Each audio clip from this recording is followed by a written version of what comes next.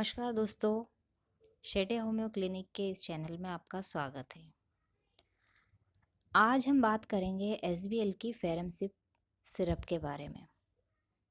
दोस्तों, ये बहुत ही इफ़ेक्टिव आयरन सिरप है।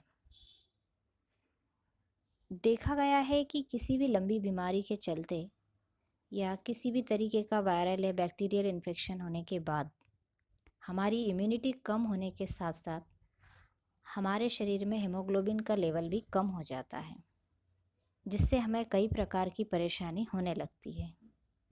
बॉडी में आयरन की कमी होने की वजह से वीकनेस आने लगती है। ये सिरप एनीमिया में बहुत ही बेस्ट सिरप है। एनीमिया मीन्स खून की कमी। ये वो कंडीशन होती है जब आरबीसी की संख्या घट जाती है या ब्लड में हीमोग्लोबिन की सामान्य मात्रा से कम हो जाती है। तो ये दवाई उस समय आपके लिए बहुत ही मददगार साबित होती है। एनीमिया किसी को भी हो सकता है दोस्तों, स्पेशली एनीमिया महिलाओं में ज़्यादा देखा गया है, बच्चे और महिलाओं में।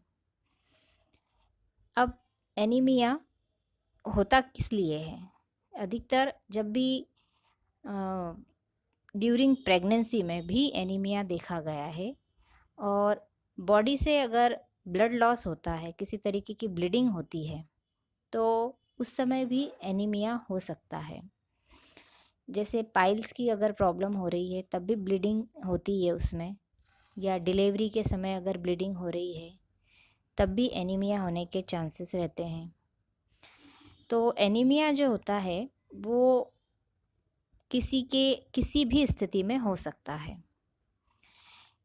इसमें थकान, बेचैनी, सांस लेने में तकलीफ़ भी होती है।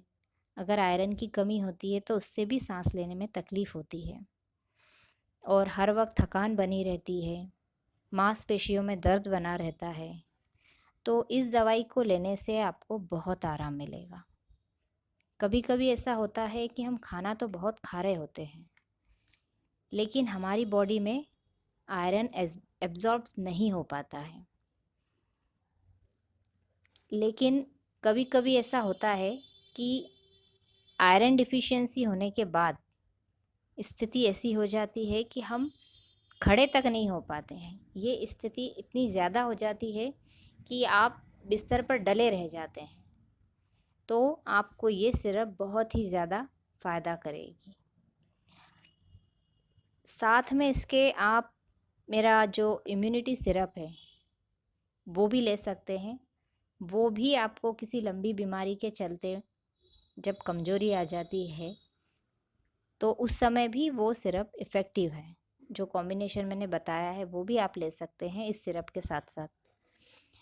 ये सिरप न्यूट्रिशनल डिफिशिएंसी को भी दूर करता है।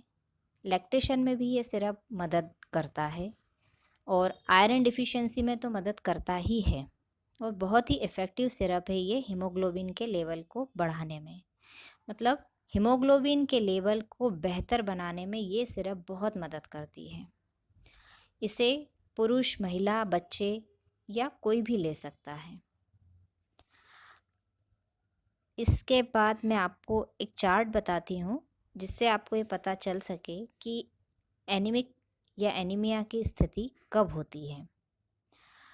पुरुषों में अगर 13.8 से 17.2 ये स्थिति है, ये नंबर हो हीमोग्लोबिन का, तब ये नॉर्मल होता है।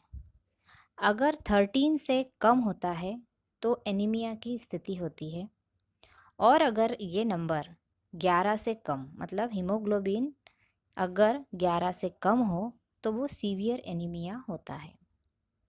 ये तो मेल की बताया है मैंने, लेकिन अगर फीमेल में ये देखना हो तो आप 12.1 से 15.1 के बीच अगर उनका हीमोग्लोबिन है तो वो नॉर्मल है।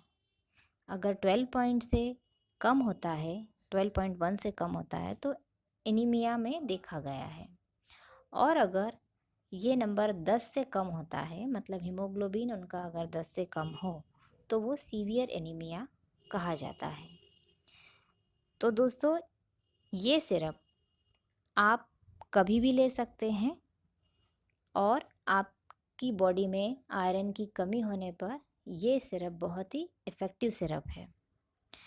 अब इसके डोजेस देख लेते हैं।